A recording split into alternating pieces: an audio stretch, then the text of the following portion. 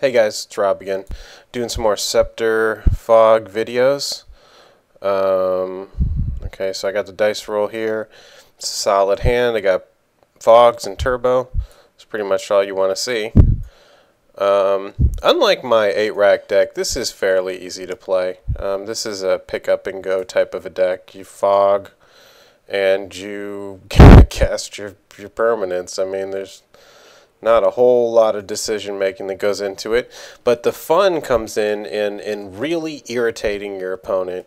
And I mean, call me petty or whatever it is, but my decks, they piss people off. My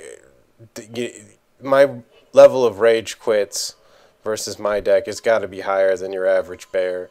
I get a lot of them. So that, I'll be honest with you. Deathrite Shaman could be a real threat to this deck. So, there is that. Now, post-board, I've got stuff that can deal with him. But he alone could possibly kill me here, be honest with you. But we'll see how it goes. This looks like a pod to me. If it's not pod, then I should be okay. I don't know. Maybe I'll be okay versus pod. Pod has to eventually kill you, and they kill you with creatures.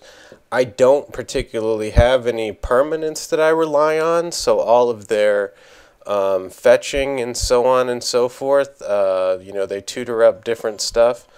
It doesn't hurt me as bad as it would hurt some people. So, one of the pros to this deck is that it can ignore board control, which Pod has a good amount of. Okay, so let's see. He'll probably take my Howling Mine. I don't know. I can't tell you exactly what he's running. It still, to me, looks like a pod deck. It looks like the pod with the black splash for Inquisition. So he does take the Howling Mine.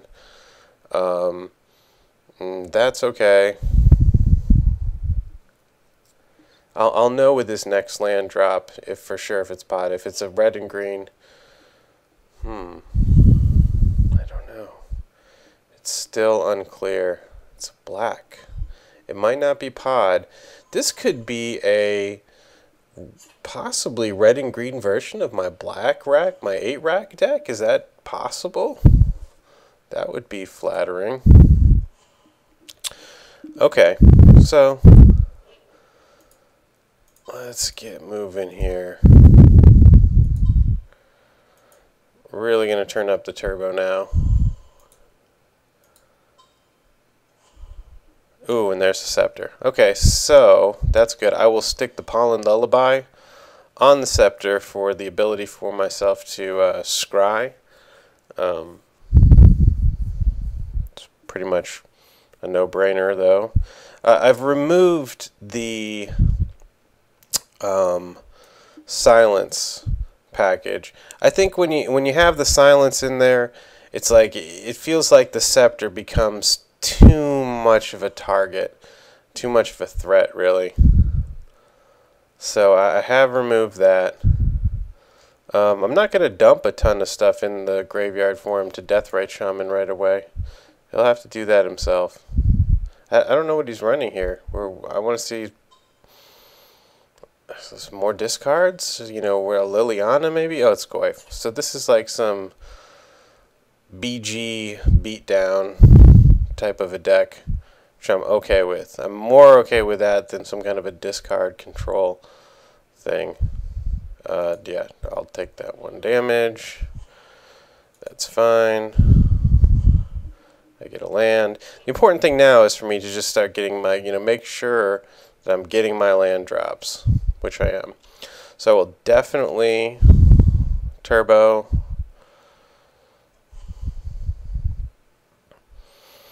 I was thinking,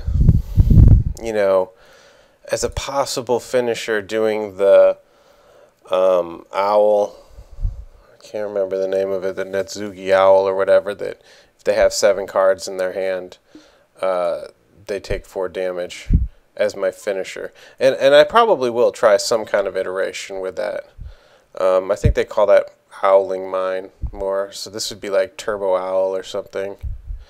I'll play the Scepter, and I'll put the Pollen Lullaby on it. Yes, use it. Pollen Lullaby, F6.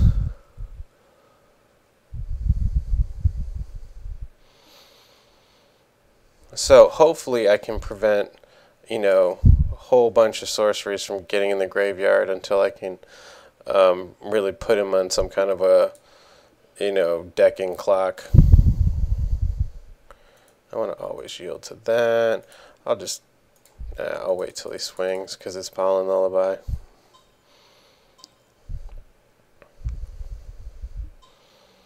See what he's got here. 3 black, tapped. It's the Lily.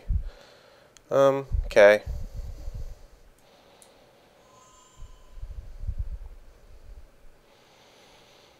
Okay. I'll discard.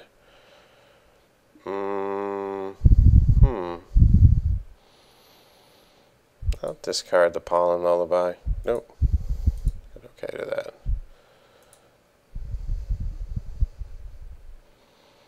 That's fine. I can fly over his dudes with my Celestial and put some kind of pressure on him, you know, either the Lily or him.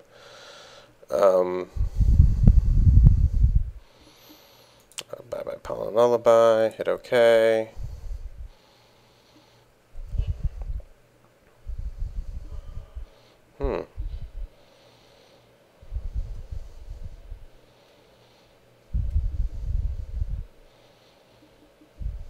I guess he really wanted to Deathrite Shaman me.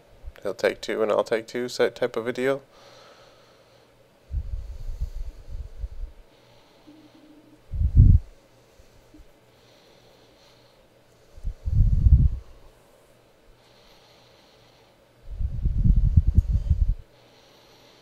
Batwing Broom. What the hell movie was that? Where they had the Batwing. You could try and get guys to look at your junk. He's got all different moves. One of them's the Batwing. Somebody post the answer to that. Okay, so he gets a green mana. Alrighty, what's he gonna cast here? Oh, Abrupt Decay. Okay, whatever. That's fine. Target's Owling Mine. Or, Isochron Scepter. Alrighty, I'll cast that. So I got 1 cast out of it. I mean, usually if I can get 1 out of it, I consider it, you know, kind of paid for because he had to remove it, and I get to play the spell anyway, so it's not too big of a deal. Ooh, Jace. So I'm definitely winning that. And I will, okay. I want to put on top, so that won't untap at least. And, okay, cool. I get a Jace next turn, that's pretty sweet.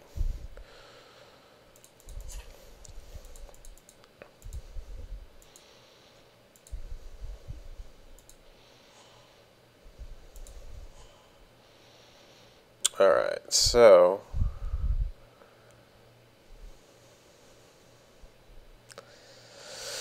alright, let's think for a second here. I've got the Holy Day, so what I really want to do here is not pay for that. I want to definitely draw this. Another Colonnade, that's great. And I will go ahead and put out another Temple Bell and use it.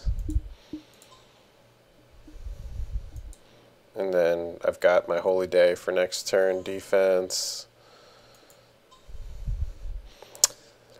I'm liking this so far. I'm liking. I'm keeping an eye. What I'm really trying to keep an eye on is how well I can keep his hand filled. If I'm noticing that I can keep his hand pretty close to 7, you know, I'm going to consider using the Netsuki Owl, whatever the hell it is, that hurts you like 4 damage for 7 cards in your hand. It's like the worst Black Vice ever, but Black Vice being not in the game is that card's freaking OP anyway. But there you have it. So I'll see if he swings. Next turn, I gotta discard something or other here. Alright. I guess goodbye, Batwing Broom.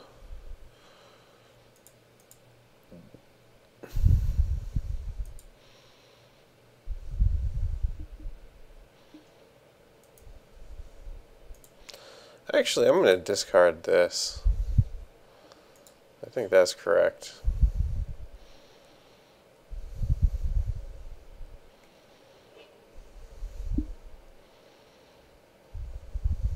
So next, when I get my my sideboard, I'm going to be putting in, especially versus this, I'm going to be putting in Rest in Peace. That will turn those things off.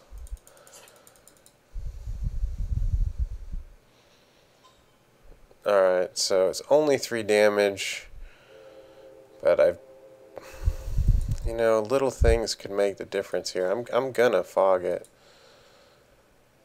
I really don't want to take damage. I don't know if it's a mistake or not to fog that for only 3. You kind of want to save your fogs for when, you know, he's alpha striking you every turn.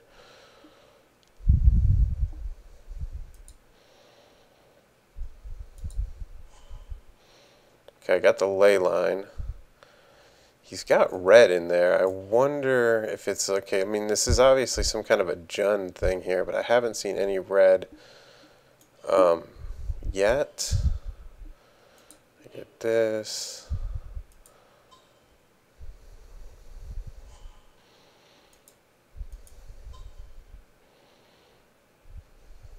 Fill up my hand. Okay, so I can at this point cast my Jace and just start taking out his deck. That's kind of neat. I bet you I can take out his deck faster than he can kill me with those death rights.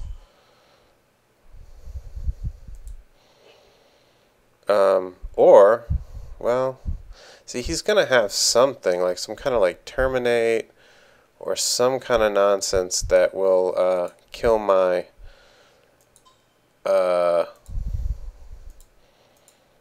my colonnade. But he's still a couple turns from alting with Lily. So, oh, you know what? If I land this next turn, he can't ult me with Lily. That's right. So I have Lily defense there. So this comes out.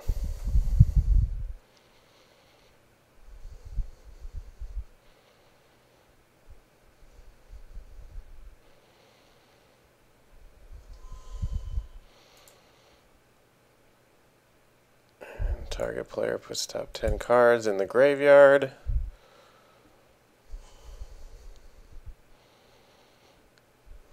And this is good. I think I'm good here. This is a new build I'm testing here, guys, so, you know, bear with me, but I think this is correct. So next turn he -1s again. I'll ditch the Howling Mine. Or I don't know, whatever. I'll ditch something. And then I'll play this, and then this is immune to his Abrupt Decay. It doesn't look like he's running Maelstrom Pulse. He's got the Lightning Bolt in there. I think I got this locked. He's got the Arena. I'm good. I'm good. I'm not seeing anything in there, any outs to this right now. I'm pretty sure I got this locked up. So this will be a Jund win for me, hopefully, and a new video for my primer. I feel like I want to make this a primer. Post any kind of comments on this. Tell me what you think. You think this is good enough? This is worthy of primer material? You let me know, because I beat the tops. I beat all the tier 1s with this. And I think this particular build I've got here has really sort of filtered out the chaff and left you with the just the goodness, the modern worthy caliber deck. So we'll go over the deck a little bit after.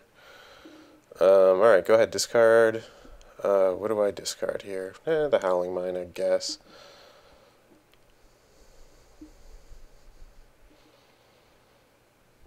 I'm noticing he's at 11 here. I'm wondering... See, the only problem with that damn owl thing is it costs 4. So it's like it doesn't come out until later, whereas this could have impact. You know, this comes out on turn 2. God, I really, really wish we had Chrome Mox in this... what is it called? I think it's called Chrome Mox. The one where you pitch the cards. Chrome Mox, right? Yeah. I wish we had that in this format. So I just pitched this. That's not going to do too much at this point.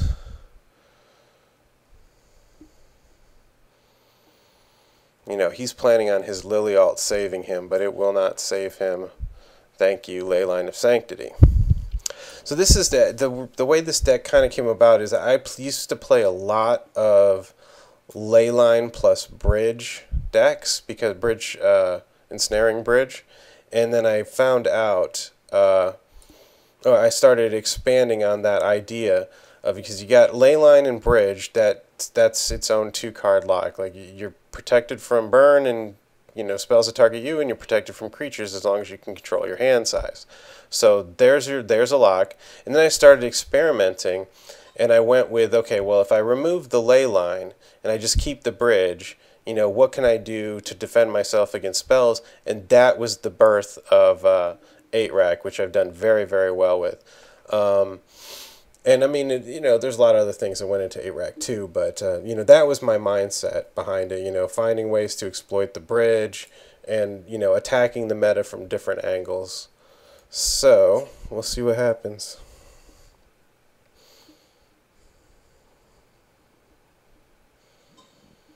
He swings at Jace. I don't care. You're not going to kill him. Not with a Tarmogoyf. And I'll F6 now. Don't need to declare blockers.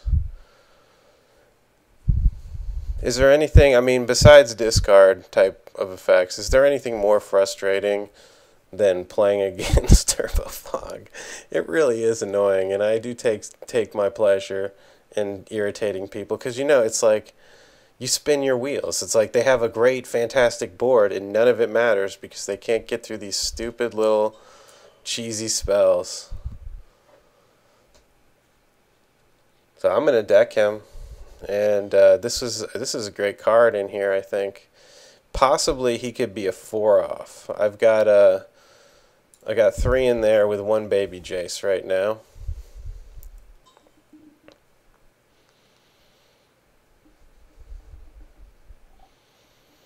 The Deathrite, that's his only threat to me. And it's too slow. Even with 2 of them out, it's too slow. We'll see what he does.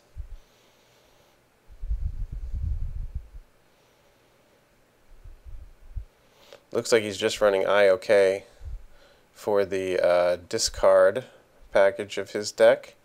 And that will not get this.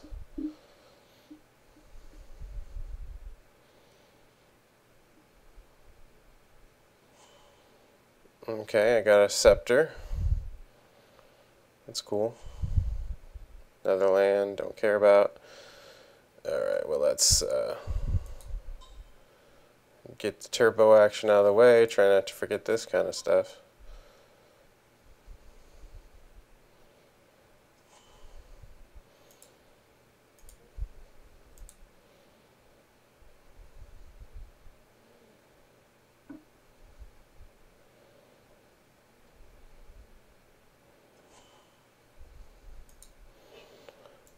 And now,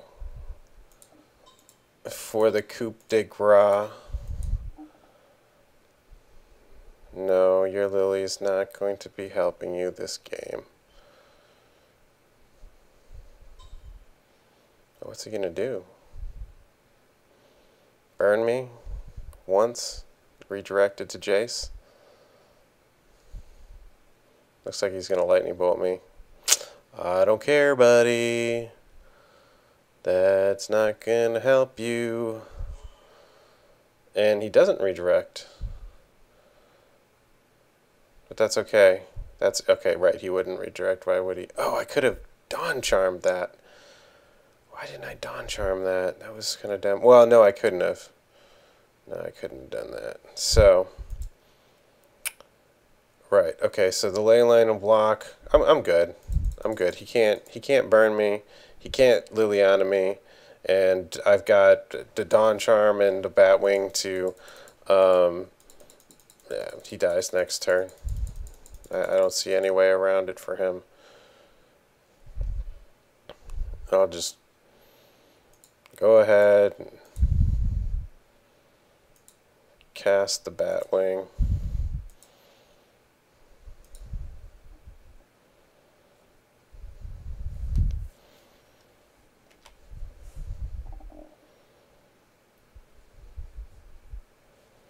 If this resolves, I don't see him. Yeah, I don't see him winning here. I mean, unless he can somehow break my ley line and burn me. That's his only chance. So, another tier 1 or established, I'll just say established deck beaten in the Jund.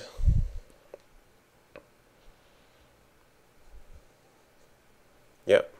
Oh, and the Rage Quit. And a Rage Quit. That's the second Rage Quit in a row by an established deck. So let's just take a look at the list real quick. I'm going to try and make sure to put these the list in my videos, so if anyone cares, they can see it. So this is what I got going on here. I'm running 3 Memory Adepts and 1 Beleren. This might go to 4. Based on the performance of it last game, which was pretty great. So, what do we have here? How did this get in here? How did that get in there from the sideboard? I must have just been... Oh, I see. I just clicked it. It didn't save. That's fine. Okay, this is correct. See, now there's 15 in the sideboard. I just drug it over there real quick. So... what do I have going on here? I've got a fairly stout fog package. I've got 1, 2, 3, 4, 5. So that's 19 fog effects. So you're going to get a lot of them. I've got 4 plus 3 is 7 plus 1 is 8. So I've got 8 turbo effects. I've got... you know, my burn / combo stopper here, and if you put any of your fogs on a scepter and they can't respond to it, you know, in a creature-based type thing, it's good game. So there's, you know, that's a lock. He finishes, and then, you know, this is one of the best man lands ever. There's a finisher right there too. Also, this is your, you know, if you're just decking someone and you might be close, this kind of gives you a second chance. You know, you keep it from decking yourself. So, you know, pretty standard. You know, it's unique. I think it has. You know, it's not just Turbo Fog, that straight white Turbo Fog deck. This is a little bit different. This is a blue white.